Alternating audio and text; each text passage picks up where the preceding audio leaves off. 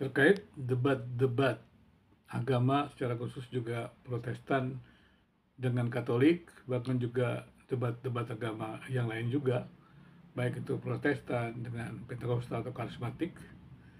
Yang kita perlu pertanyakan adalah apakah kita memang memiliki orientasi beragama untuk memuliakan agama itu, ataukah kita memiliki orientasi bukan untuk kepentingan agama itu, atau lebih berorientasi kepada kepentingan individu atau komunitas kita sendiri. Ini adalah sebuah pertanyaan yang perlu kita tanyakan kepada diri kita ketika kita masuk dalam dialog perbantahan-perbantahan atau perbantahan-perbantahan yang ada, atau dialog agama ataupun dialog kepercayaan atau dialog iman. Menurut saya, kalau kita melakukan sebuah dialog tentang agama, yaitu dialog iman, karena agama itu kan terkait dari iman. Artinya menjelaskan Allah yang transenden, yang tidak dijangkau akal budi. Jadi Allah yang menjelaskan dirinya dengan berbagai cara itu. Maka itu kalau berpijak dari pada pernyataan bahwa Allah yang transenden, yang maha kuasa itu menyatakan dirinya dengan berbagai cara, maka semua manusia berasal dari, semua agama berasal dari Tuhan. Karena Tuhan menyatakannya dirinya atau menjelaskan dirinya dengan berbagai cara. Tapi kemudian kalau agama-agama tertentu, bisa agama-agama misi, menekankan bahwa mereka adalah agama yang paling benar. Karena Tuhannya atau Allahnya mewahyukan langsung kepada diri mereka, kepada individu, kepada nabi. Itu mewahyukan langsung. Sebenarnya boleh-boleh saja mereka percaya itu adalah agama yang benar, tetapi dia tidak boleh mengatakan bahwa agama yang lain salah. Karena itu kan pengalaman iman, pengalaman subjektif. Ketika dia berjumpa dengan Tuhannya dan dia merumuskan pengakuan imannya, itu subjektif. Dan dari tahun ke tahun, dari zaman ke zaman kan kita sudah melihat bagaimana agama-agama kepercayaan iman itu beragam. Tapi kan sepanjang sejarah dunia ini, Tuhan pencipta langit dan bumi itu tidak menghabisi agama-agama yang berbeda itu dan memilih salah satu saja, tidak ada. Dan dibiarkan saja bertumbuh seperti itu. Nah, kita mesti hati-hati ini. Apakah memang kita ingin menjadi wakil Tuhan, padahal Tuhan sendiri tidak tidak memerintahkan kita sebagai wakilnya misalnya. Artinya adalah ketika kita melakukan debat seperti itu, tanya, apakah debat ini memang untuk kemuliaan Tuhan, untuk kebenaran iman, untuk membela iman? Apanya yang dibela? Tuhan kan tidak perlu dibela. Yang ada adalah kita membela diri. Kita hanya menyatakan yang benar. Berarti kalau menyatakan yang benar, ya bicara aja yang kita imani. Yang tidak kita imani nggak perlu. Nah, kalau kita masuk dalam teologi akademik, demikian juga. Kita tidak boleh bicara yang bukan bidang kita. Kita hanya boleh bicara kepada bidang kita sendiri.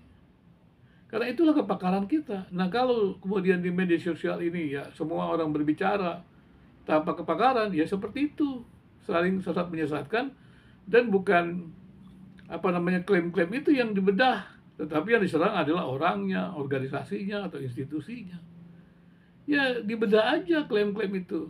Kan semua klaim itu hanya benar kalau data atau argumentasi yang mendukung klaim itu memiliki koherensi dengan klaimnya. Dan kemudian apakah kesimpulannya memadai terhadap data-data atau argumentasi yang ada. Itu saja yang dilihat sebenarnya. Tidak perlu langsung menyerang institusi, menyerang agamanya. Kan semua orang punya agama yang beragam, tapi pengetahuan agamanya lebih beragam lagi. Jadi tidak ada pengetahuan agama dari seorang pimpinan agama yang sama dengan pengetahuan umatnya. Tidak ada yang sama. Karena semua orang kan mengkonstruksi pengetahuan agamanya itu. Bukan menerima begitu saja. Memang dulu ada istilah zaman indoktrinasi. Sebenarnya indoktrinasi juga itu membunuh akal budi seseorang sehingga dia tidak bisa secara pribadi, ya, secara sadar memilih mana yang benar atau mana yang salah. Jadi harusnya setiap orang diberi kesempatan mengkonstruksi pengetahuan agamanya.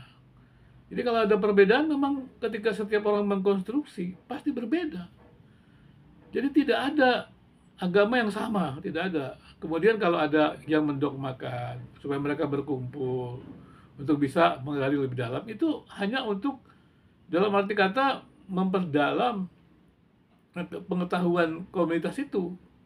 Bukan dipakai untuk menolak yang lain, menyerang yang lain, bukan.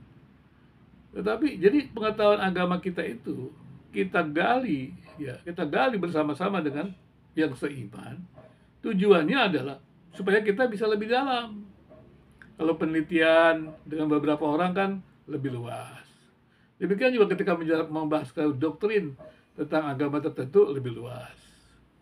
Makin lebih luas, makin lebih baik. Ya, kita tentu setuju ketika dogma-dogma Katolik dirumuskan karena memang ya dalam arti kata mereka juga memiliki organisasi yang cukup luas, ya biasanya mereka mempunyai kedudukan dogma itu ya lebih baik.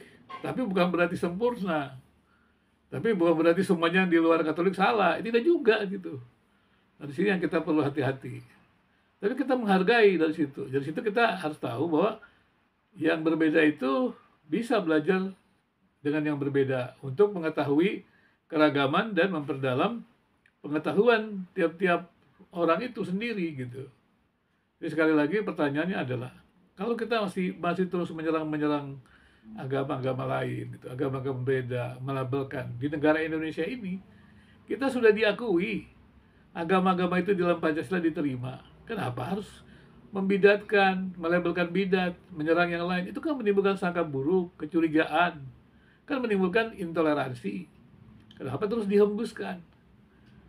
Bukankah kita sudah tahu intoleransi itu kan membahayakan dalam hubungan antar agama? Apalagi pemerintah sedang mendorong moderasi beragama. Sekali lagi pertanyaan saya adalah, apakah orientasi kita adalah untuk agama, untuk kemuliaan agama?